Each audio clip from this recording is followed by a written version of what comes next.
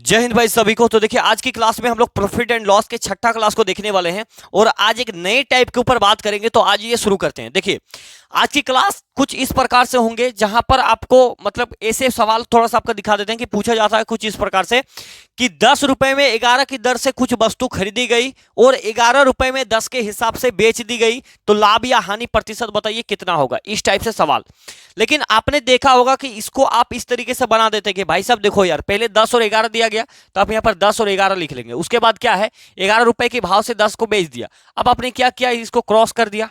ठीक है भाई, 100 और यहाँ पर हो गया 121, तो इसको यहाँ से कितना हो गया 21 बटा बढ़ रहा है यहाँ से, तो यहाँ से मतलब ऐसा आप करते हैं जनरली, तो ये कट जाएगा तो 21% का प्रॉफिट हो गया। ऐसा करते हैं आप। लेकिन तो इसका एक्चुअल में क्या चीजें होता है वो आपको एग्जाम्पल के तौर पर समझाने की कोशिश करेंगे। और फिर आप जब सवाल को लगाइएगा ना, तो इस टाइप के सवाल में क्वेश्चन बेस्ड ऑन आर्टिकल मतलब जो है, इस टाइप के सवाल में आपका कभी भी एक भी सवाल छूटेगा नहीं, ये गारंटी है। ठीक है, तो सबसे पहले एग्जाम्पल के ऊपर बात करते हैं। इसको देखिए, मान लेते हैं कि आपने कहीं बाजार गया। ठीक है, इस टाइप से सवाल पूछे जाते हैं। मान लेते हैं आपने बाजार गया और आपने क्या किया भाई साहब, आपने 500 रुपए में कोई 3 वस्तु खरीद कर ले आया। 500 रुपए, जैसे वहां पर कह रहा था कि 10 रुपए में 11 वस्तु खरीदे, तो मान लेते कि आपने 500 रुपए में 3 वस्तुएं खरीद ली। कितने भाई, 500 रुपए यानी कि ये हो गया आपका रुपए, या तो मूल्य कहेंगे या तो इसको प्राइस कहेंगे। और ये क्या है, वस्तु है। वस्तु या आर्टिकल, लेख कुछ भी बोले तो वस्तु यानी कि सामान बोल देते हैं या आर्टिकल बोल दीजिए, सही बात, कोई दिक्कत वाली बात नहीं है। ठीक है, हमने क्या किया कि 500 रुपए में 3 खरीदा, तो यहां पर ये हमने खरीद रहे हैं तो इसको हम सीपी नाम देंगे, सीपी खरीद रहे हैं। अब आप क्या किए कि 500 रुपए में 3 वस्तु ले आए। अब आपने क्या किया कि 500 रुपए में 3 वस्तु लेकर आए। ठीक है, उसको लेने के बाद खरीद के लाए। और आपने क्या किया, घर आने के बाद आपने क्या किया, 400 रुपए में 2 वस्तु बेच दिए। 400 रुपए में 2 वस्तु आपने बेच दिया। तो अब आप बताइए कि प्रॉफिट हुआ कि लॉस हुआ, कितने परसेंट का प्रॉफिट या कितने परसेंट का लॉस, ये आपको बताना है। तो देखिए इस टाइप के सवाल को बनाने के लिए सबसे पहले जरूरी है कि आप प्रॉफिट एंड लॉस का पता मतलब एक मिनट, कब पता एंड लॉस कर पाते हैं, जब आपको आपने कितना सामान खरीदा, जितना आपने खरीदा है उतना आपको बेचना होगा, तभी आप इसका निर्णय ले पाएंगे। ठीक है, तो जैसे पहले आपने यहां पर 3 वस्तुएं खरीदा है, 3 वस्तु, 500 रुपए में 3 वस्तु खरीदे और आपने 400 रुपए में 2 वस्तु बेच दिया। तो क्या जितना खरीदा उतना आपने बेचा? बोलेंगे नहीं भैया, हमने 3 खरीदे लेकिन 2 ही बेचे, तो हम इस चीज का पता नहीं लगा पाएंगे कि हमने कितना खरीदा, मतलब प्रॉफिट एंड लॉस का पता नहीं लगा पाएंगे। तो इस स्थिति में क्या करते हैं कि उनका आर्टिकल जो हमने बेचा है भाई साहब, इसको देखिए, जिस चीज को हमने यहां पर बेचा है ना, मतलब जितने वस्तु को हमने खरीदा और बेचा, इस दोनों को सेम करेंगे। तो इस वस्तु को सेम करने के लिए हम क्या कर सकते हैं, अगर देखिए इसमें कुछ करना होगा हमें। अगर ये जो 3 है, 3 को अगर आप 2 से गुना कर देंगे तो ये 3 दूनी कितना हो गया, 6 हो गया। बातों को समझ गए। अब इस 2 को क्या कर सकते हैं, 6 बनाने के लिए इसको इस 3 से गुना कर दीजिए आप, तो ये हो जाएगा आपका 6। यानी कि अब बातें क्लियर हो गया कि 500 रुपए में 6 वस्तु खरीदे और 400 रुपए में 6 बेचे। तो अगर ये ऊपर वाले को 2 से गुना कर रहे हैं तो इसको भी आपको 2 से गुना करना पड़ेगा, और इधर अगर 3 से गुना किए हैं तो इधर भी 3 से गुना करना होगा। तो क्या हो जाएगा, यहाँ पर 5 दूने 10 यानी कि 1000 रुपए यहाँ पर हो जाएगा, और यहाँ पर 4 तिया 12 यानी कि 1200 रुपए हो जाएगा यहाँ पर। यानी कि 1000 में आपने 6 वस्तु खरीदा और 1200 रुपए में 6 वस्तु आपने बेचा। अब जो आया, अब आपके मन में सवाल ये आ रहा होगा कि भैया हमने आर्टिकल जो वस्तु था उसको ही सेम क्यों किया, हम तो पैसे को भी सेम कर सकते हैं, बराबर कर सकते हैं। तो एक बात बताइए, अगर हम पैसे को बराबर कर देंगे तो फिर हमारा लॉस और प्रॉफिट क्या होगा? अगर पैसा बराबर है, 10 रुपया में खरीदा 10 रुपया में बेचा, तो कुछ हुआ नहीं हुआ। लेकिन इसीलिए हम क्या करते हैं कि आर्टिकल को बराबर करते हैं, मतलब जो वस्तु हमने खरीदा। इतनी सी बात आप समझ गए। अब आप यहां से आराम से बता सकते हैं कि आपको लाभ हुआ कि हानि हुआ। बात को समझिए। बात यहां पर क्या कहना चाह रहा कि भाई साहब किसी वस्तु को आपने 1000 रुपए में खरीदा और 1200 रुपए में बेच दिया, तो क्या हुआ, 1000 में लेकर आए और 1200 में बेचे, तो 200 रुपए का प्रॉफिट हो रहा।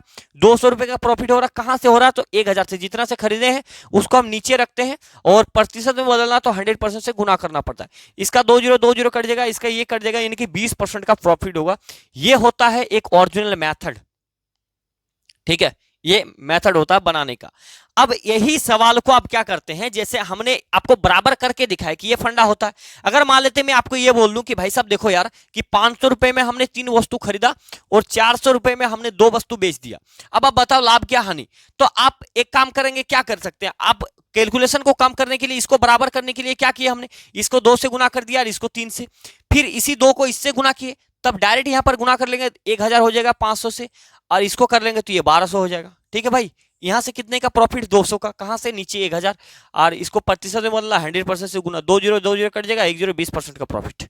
ठीक है, तो ये मतलब आपको बताएंगे ये कब कमांड आपका बन जाएगा, जब 2-4 सवाल इसमें निपटा देंगे आप, तब इस पर चीजें आपका बैठ जाएगा। ठीक है, उम्मीद करें ये छोटी सी बात आप समझ पाए होंगे। ये मेरी बात जो समझाने का प्रोसेस था, ये आप बताइएगा कि मैं आप समझ पाए या नहीं समझ पाए, ये आपको बताना है। ठीक है, उम्मीद करें समझ गए होंगे।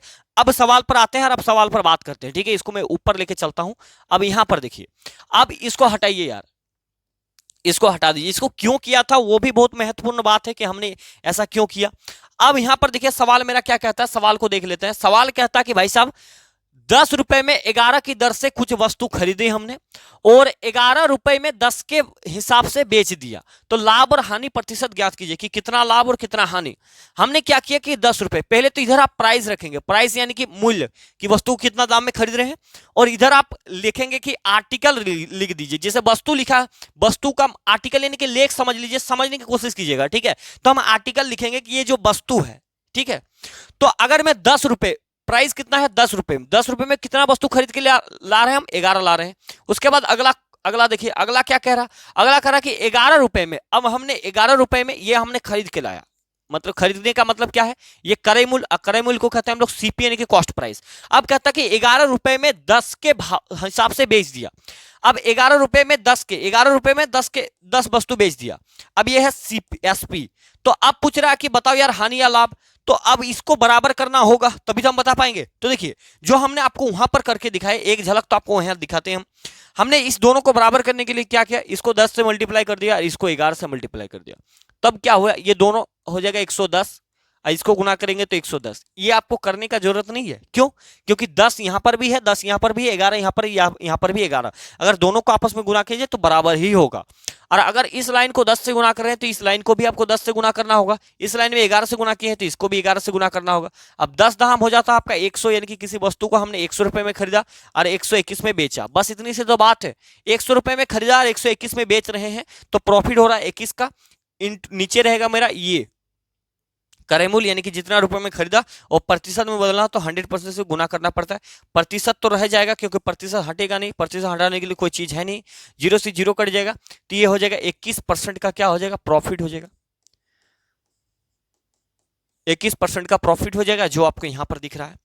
अब देखिए कई, अब इसको कैसे करना है और भी शॉर्ट तरीके से वो मैं आपको बताता हूं। जैसे आपने ये चीजें किया, आपको एक दिमाग में चीजें पकड़ बन रहा कि भाई साहब देखिए यार, एक बात तो है कि इस 10 को 11 बनाने के लिए, मतलब समान करने के लिए 10 को इससे गुना करना पड़ रहा है 11 से, ये तो ये जब गुना कर रहे हैं तो ये तो बराबर हो जा रहा है, बराबर तो हो ही जा रहा है ना, तो इसका तो हमें कोई काम नहीं है। तो हमें काम किसका है, सिर्फ इसका काम है। तो एक काम ना करेंगे, अब डायरेक्ट हम कर लेंगे। अगर मैं इस चीज को हटा देता हूं, हमने क्या किया कि 10 वस्तु, 10 रुपए में 11 और 11 रुपए में 10, तो अगर इस दोनों का आपस में गुना कर दिया जाए तो 110 ही बनेगा। मतलब बात को समझिए, अगर इसको 10 से गुना करेंगे और इसको 11 से गुना करेंगे तो बात तो बराबर है। उसके बाद हम क्या कर रहे हैं कि इस 10 को यहां पर लेके गुना कर रहे हैं, तो उसी को हम डायरेक्ट गुना कर देते हैं 11, 10 दहम 100, और फिर इसको गुना कर देते हैं 121, 11। अब इतना में खरीदा, इतना में बेच रहे हैं, तो 21 रुपए का प्रॉफिट हो रहा है। किससे, 100 से, और प्रतिशत में बदल लेंगे तो 100% से गुना कर देंगे, तो ये प्रोसेस मेरा बैठ जाता है। ठीक है, उम्मीद करिए ये सवाल समझ पाए होंगे। अगला सवाल जैसे ही आप बनाएंगे तो आपके सारे डाउट क्लियर हो जाएंगे। देखिए अगला सवाल क्या कहता है, अगला सवाल में आंकड़ा सेम नहीं है, इसीलिए मैं आपको वो चीजें बता रहा था पहले। अब सवाल देखिए, सवाल क्या कहता है दूसरा नंबर में कि रुपए 189 में 36 के हिसाब से कुछ वस्तु हमने खरीद लिया और 189 में 45 के हिसाब से बेच भी दिया, तो लाभ या हानि प्रतिशत बताइए। तो सबसे पहले यहाँ पर हम प्राइस को लिखेंगे और यहाँ पर लिखेंगे आर्टिकल को। क्या कर रहे हैं, 189 के हिसाब से हम खरीद रहे हैं, तो इसको हम सीपी लिखेंगे। 189 में कितना खरीदे भाई, 36 खरीद लिया। उसके बाद क्या है 189, फिर हम एसपी कर रहे हैं, मतलब सेल कर रहे हैं, विक्रय कर रहे हैं कि 189 में 45 हमने क्या के हिसाब से बेच दिया, तो 189 में हमने कितना बेचा भाई, 45 बेचा, 45 बेच दिया।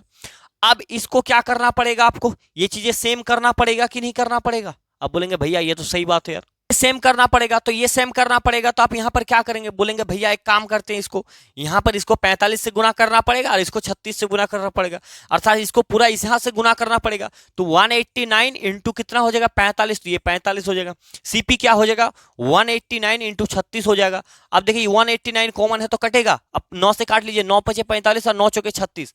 अब यहाँ क्या बचा, ओनली 5 बचा, यहाँ पर क्या बच रहा है, ओनली 4 बच रहा है। ठीक है, यानी कि किसी वस्तु को 5 रुपए में हमने खरीदा और 4 रुपए में बेच दिया, तो क्या हुआ, लॉस हुआ। कितने का, 1 का लॉस हो रहा है। नीचे क्या रखेंगे, क्रय मूल्य को 5 रुपए में खरीदा तो 5, अब प्रतिशत में बदलना तो 100% से गुना करना पड़ता है। इससे इसको काटेंगे तो 20%, और 20% का यहाँ पर क्या आएगा, 20% का लॉस आएगा, मतलब ये नीचे जाएगा 20% का लॉस। ये बी नंबर आपका सही उत्तर हो जाएगा।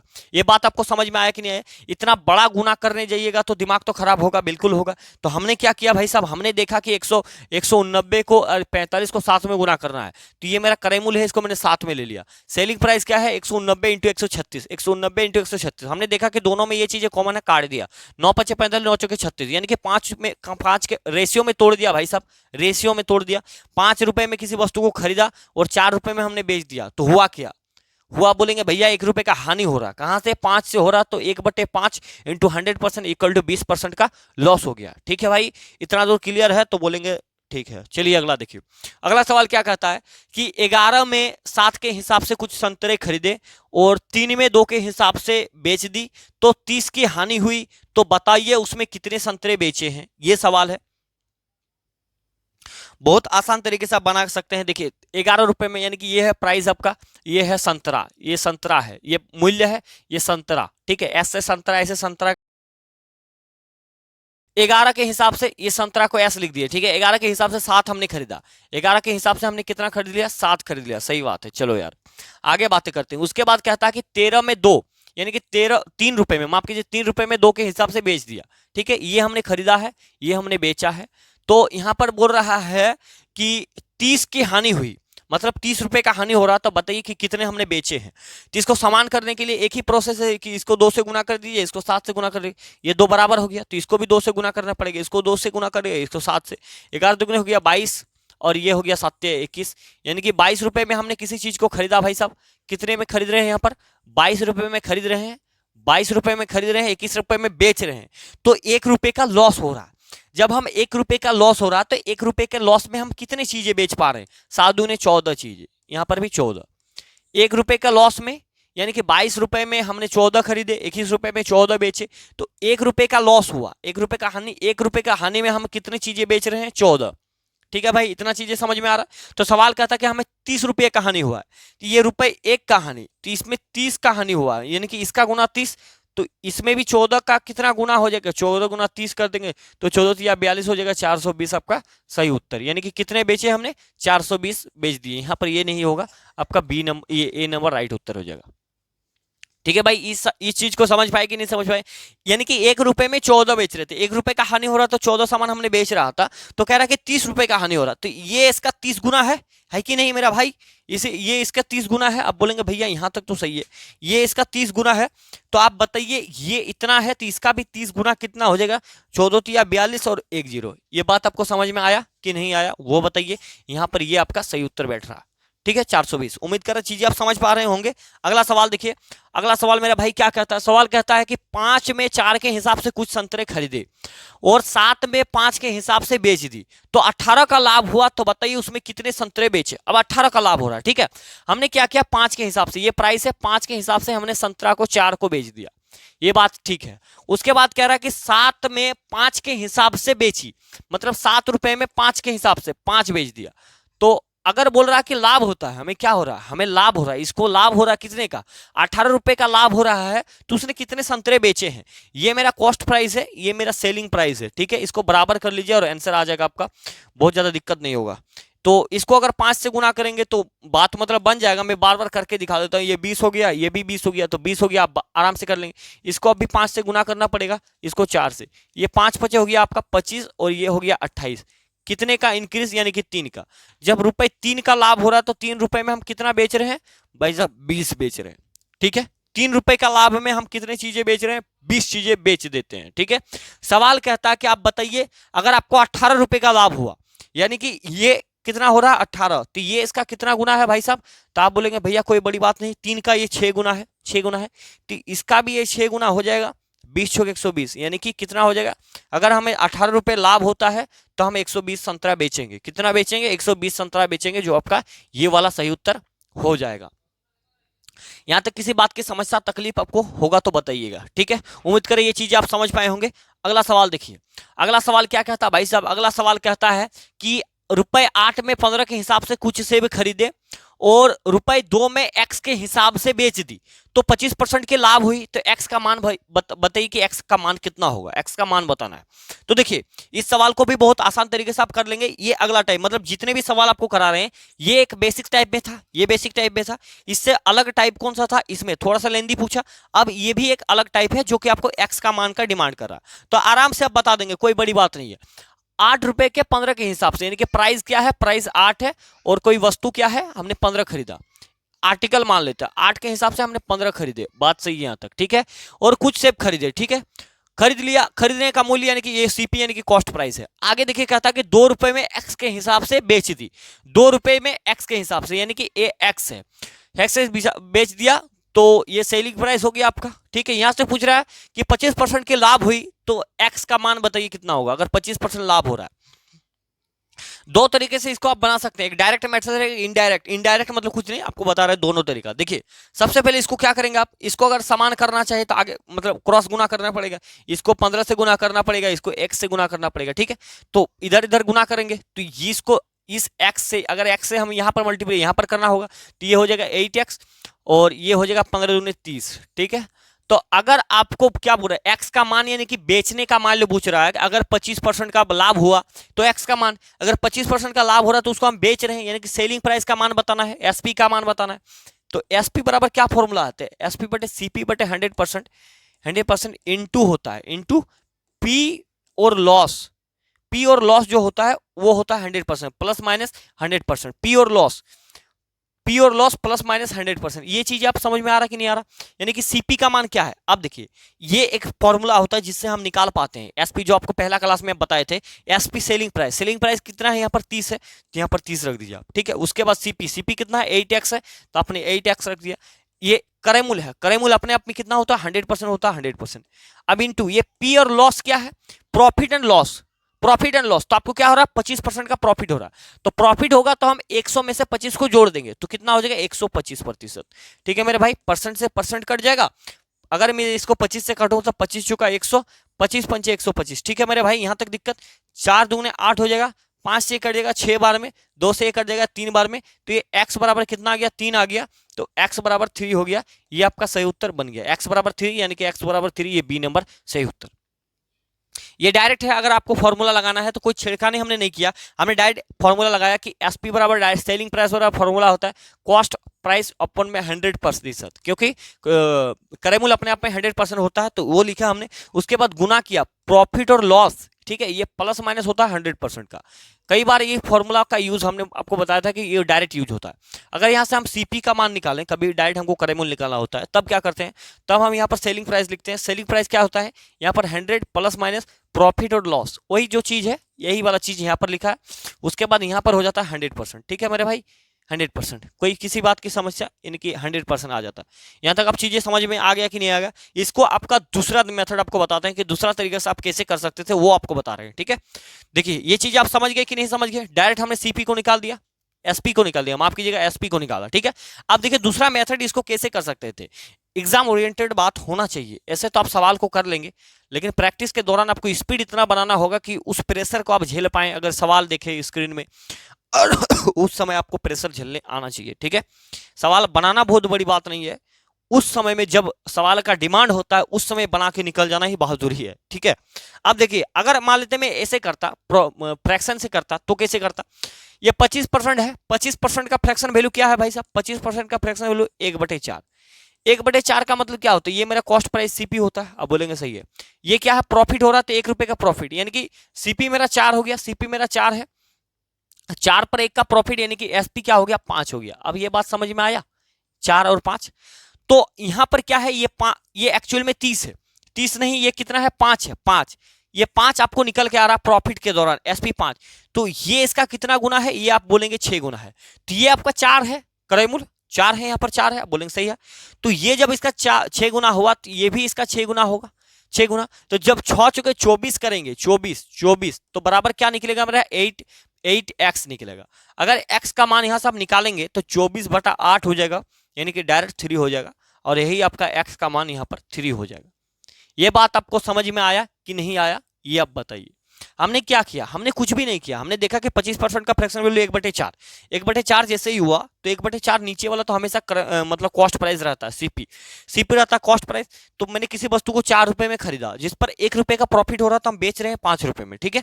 हमें एक डाटा पता है कि किसी वस्तु को हमने 8x में खरीदा और 30 रुपए में हम बेच रहे हैं, तो बेचने का मूल्य यहाँ पर 5 मेरा आ रहा है, तो 5 का ये कितना गुना, 6 गुना है। तो ये जो खरीदा गया मूल्य है ये भी इसका कितना गुना होगा, 6 गुना ही होना चाहिए। कितना गुना होगा, 6 गुना। तो 6 पंचे 30 बराबर 30 होगा, इसको अगर गुना करेंगे तो 30 के बराबर 30 हो रहा है, सही बात है। तो उसी तरीके से इसको गुना करके इसके बराबर होगा, तो 6 गुना 4 बराबर 24 होगा। ये 24 किसके बराबर होना चाहिए, 8x के बराबर। तो ये x से यहाँ से अगर x रखें, दोनों में क्या है, आपस में गुना है, तो गुना है तो ये 8 मेरा क्या होगा, भागा में आ जाएगा, तो 8 मेरा नीचे आ गया, 8 से ये 3 बार में कट गया, तो ये आपका 3 आंसर हो गया, x बराबर 3 हो गया। यहाँ तक आपको किसी बात की समस्या दुविधा है तो बताइएगा, ठीक है। हम अगले सवाल की ओर बढ़ते हैं, देखिएगा अगला सवाल क्या है। अगला सवाल हूबहू सवाल है, उम्मीद है कि सवाल को आप बना के लेके चले जाएंगे। सवाल कुछ नहीं, ₹7 में हमने 9 वस्तु खरीद लिया, ठीक है भाई, और क्या कहता है कि 2 के हिसाब से हमने x को बेचा है, कोई बात नहीं है भाई साहब, और इतना % का हानि हुआ। आप एक बात बताइए, 14.2/7%, इसका फ्रैक्शन वैल्यू क्या है, इसका फ्रैक्शन वैल्यू क्या है। अगर देखिए हमें पता है तो हम बता देंगे कि 1/7 है, 1/7, लेकिन आपको नहीं मालूम तो आप कैसे करेंगे। देखिए सबसे पहले क्या कीजिए, आप इसको तोड़ दीजिए, 14 7 98, 2 हो जाएगा यहाँ पर 100/7, और ये प्रतिशत है, प्रतिशत हटता है तो नीचे 100 बैठता है, तो 100 से 100 कट गया, ये ऊपर 1 बचा, तो यहाँ पर 1/7 हो गया। ये क्या हो गया, 1/7। 1/7 का मतलब क्या है कि नीचे वाला मेरा सीपी यानी कि कॉस्ट प्राइस है, सीपी, तो सीपी आपको पता चल गया 7 है। और ऊपर वाला क्या है, ऊपर वाला डिपेंड करता है कि सवाल में हम हानि हुआ कि लाभ हुआ। अगर हानि हो रहा तो किसी वस्तु को 7 रुपए में खरीदा और 1 रुपए का हानि, यानी कि 7 में 1 का हानि, तो बेच कितना रहे में, तो बेच रहे हैं हम 6 रुपए में, 7 रुपए में 1 रुपए माइनस कर देंगे, 6 रुपए में हम बेच रहे हैं। अब आप यहां पर आ जाइए, इससे हम बना सकते हैं। अब अगर इसको मैं बराबर करूं तो इसको x से गुना करना पड़ेगा, इसको 9 से गुना करना पड़ेगा, इसको इधर गुना करेंगे तो सीपी मेरा कितना हो जाएगा भाई साहब, डायरेक्ट करते हैं ना, इसको ये हो जाएगा आपका 7x, और ये 9, इसको 9 से गुना करना पड़ेगा, इसको x से करना पड़ेगा, क्योंकि x यहाँ भी कर रहे हैं और इधर 9 से कर रहे हैं, तो इसको भी 9 से 9 दूनी 18 हो जाएगा, ठीक है। ये मेरा सीपी है और ये मेरा एसपी है, ऐसे कर सकते हैं। सेलिंग प्राइस का मान कितना है, 6 है, 6 यूनिट में, तो सेलिंग यहाँ 6 है, तो 6 का ये कितना गुना है भाई साहब, 3 गुना, तो 6 3 18 के बराबर 18। तो ये सीपी का मान कितना है, ऊपर में देखेंगे आप, तो ये 7 है, कितना है भाई साहब, 7, तो 7 का ये भी 3 गुना होना चाहिए। अब बोलेंगे आपके मुताबिक तो सही बात है, 7 का 3 गुना ये होना चाहिए इसके बराबर, तो 7 का 3 गुना कितना हो रहा है, 21, 21 के बराबर कौन होगा, 7x के बराबर होगा, तो x बराबर क्या हो जाएगा भाई साहब, 21/7 होगा, यानी कि ये बन जाएगा 3, तो x बराबर, इसका भी उत्तर कितना हो गया, 3 हो गया आपका राइट उत्तर। x का कितना हो गया भाई साहब, यही आपका सही उत्तर बन गया, ठीक है। तो उम्मीद करिए ये सवाल आप समझ पाएंगे। अब इस टाइप से सवाल आपका दिक्कत नहीं होगा, एक भी दिक्कत नहीं होना चाहिए मेरे अंदाज से, ठीक है। अगले सवाल पर बात करते हैं, आ जाइए। अब अगला सवाल देखिए, अगला सवाल कहता है भाई साहब कि कुछ टॉफी 10 में 11 की दर से खरीदी और उतने ही टॉफी 10 में 9 की दर से खरीदी गई, पूरे भंडार में एक टॉफी के हिसाब से बेच दिया, तो लाभ या हानि प्रतिशत बताइए। अब देखिए इस सवाल में क्या कह रहा है, इस सवाल में कह रहा है कि हम दोनों बार खरीद रहे हैं, ठीक है। पहले तो भाई 10 के भाव से, यह 11 की दर से, मतलब जो भी किया उन्होंने टॉफी खरीदा है, पहला बार खरीदा, और 10 रुपए में 9 के दर से खरीदा, फिर खरीदा, और पूरे भंडार में 1 रुपए टॉफी, मतलब 1 रुपए में एक टॉफी के हिसाब से उन्होंने बेच दिया, तो बताइए कि लाभ हो रहा कि हानि हो रहा, प्रतिशत में बताना, बहुत आसान से बता देंगे। ये मेरा प्राइस है और ये अमाउंट है, बोलेंगे बहुत आसान से बता देंगे, कोई दिक्कत नहीं। पहले 10 रुपए है तो 10 रुपए, ये क्या है, सेलिंग एसपी है, कॉस्ट प्राइस 1 है, ठीक है, कॉस्ट प्राइस।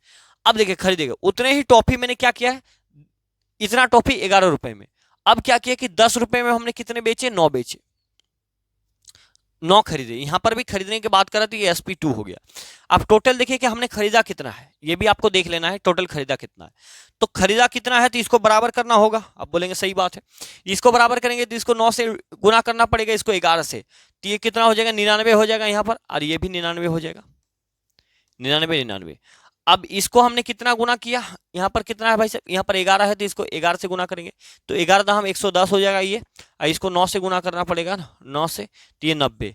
तो पहले हमने 110 खरीदा, अब 90 खरीदा, तो टोटल हमने कितना खरीदा, टोटल हमने खरीदा दो, यहाँ पर 200 रुपए में कितने खरीद लिए, 99 और 99। 110 में पहले हमने 99 खरीदा और फिर 90 रुपए में 99 खरीद लिया, तो 99 198 हो गया।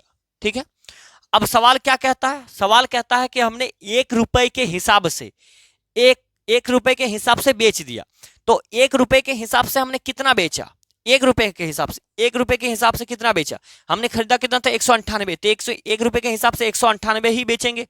सही बात है कि नहीं, कि जितना खरीदेंगे उतना ही तो बेचेंगे। तो कितना वस्तु हमने खरीदा है, 198 वस्तु खरीदा है, 198 वस्तु खरीदा है, तो सबका भाव कह रहा है कि 1 रुपए है, 1 रुपए में हम एक वस्तु बेच रहे हैं, तो 1 रुपए में एक वस्तु बेच रहे हैं, तो 198 वस्तु बेचने के लिए हमें कितना पैसा खर्चा करना पड़ेगा, 198 रुपए में बेच दिया, और कितना बेचा, तो 198 ही बेच रहे हैं, बात सही है। अब देखिए पहले 200 रुपए यानी कि कॉस्ट प्राइस क्या था, 200 रुपए था, अब SP बेच रहे हैं कितना में, 98 में, तो क्या हुआ, आपको लॉस हुआ कि हानि हुआ, पहले 200 रुपए में हमने खरीदार 198 में बेच रहे हैं, मतलब 198 चीज अपने 200 रुपए में खरीद लिया, अब 198 चीज अपने 198 रुपए में बेच दिया, तो आपको लॉस हुआ कितने का, 2 रुपए का, तो ऊपर 2 रुपए पर, नीचे नीचे क्या रहेगा, क्रय मूल्य रहता है, यानी कि ये मेरा क्या है, कॉस्ट प्राइस है, तो बटे 200 रह जाएगा। इसको प्रतिशत में बदलना तो 100% से गुना करना पड़ता है, बात सही है। ये 2 बार में कट जाता है, 2 से 2 कट गया, यानी कि 1% का क्या हो गया, लॉस हो गया आपका, 1% का क्या हो जाता है, यहाँ पर 1% का लॉस हो जाता है। ये बात आपको समझ में आया कि नहीं आया, वो आपको बताना है। उम्मीद है कि आप समझ पाए होंगे चीजों को। ठीक है, अगला सवाल देखिए, अगला सवाल क्या कहता है, सवाल कहता है कि भाई साहब एक दुकानदार ने 5 रुपए में 4 की दर से 60 पेंसिलें खरीदी और 60 पेंसिल 3 रुपए में 2 की दर से खरीदे, फिर उसने सभी पेंसिल को मिलाया और 4 रुपए में 3 की दर से बेच दिया, तो उसका लाभ बताइए कि लाभ हुआ कि हानि हुआ, वो प्रतिशत में ज्ञात करना है। तो बोलेंगे सिंपल है भाई, हम ज्ञात कर देंगे, कोई बड़ी बात नहीं है ज्ञात करना, क्योंकि हम इस तरह के कई सारे सवाल बना चुके हैं। क्या भाई प्राइस क्या है, और इधर हम लिखेंगे आर्टिकल, प्राइस और आर्टिकल क्या कह रहा है कि 5 रुपए में 4 खरीद लिया, सही बात है, 5 के हिसाब से 4, और ये CP1 है, यानी कि कॉस्ट प्राइस 1 है, और फिर कहता है 60 पेंसिल खरीदे और 60 पेंसिल फिर बेच दिया, तो 60 का कोई मतलब नहीं है। आप देखिए कि 3 रुपए में फिर 2 के भाव से, 3 रुपए में 2 के भाव से इन्होंने बेचने का कोशिश कर रहा है, तो अब यहां से बोल रहा है, तो ये CP2 हो गया। अब इसका कहना क्या है कि उसने सभी पेंसिल को मिलाकर, सभी पेंसिल को मिला लिया, तो हम सभी पेंसिल को मिला लेते हैं, तो इसको 4 बनाने के लिए इसको क्या करेंगे, सिर्फ 2 से गुना कर देंगे, तो 2 दूनी 4, 4 बराबर हो गया, बराबर हो गया। तो अगर इसको 2 से गुना किए तो इसको भी 2 से गुना करना पड़ेगा, तो ऊपर मेरा 5 है और नीचे कितना है, 6 है, तो 6 5 कितना हो गया, 11 हो गया। यहाँ तक समझ में आ गया। तो ये कितना हो गया, 4 और 4 टोटल कितना हो गया भाई साहब, 8 हो गया।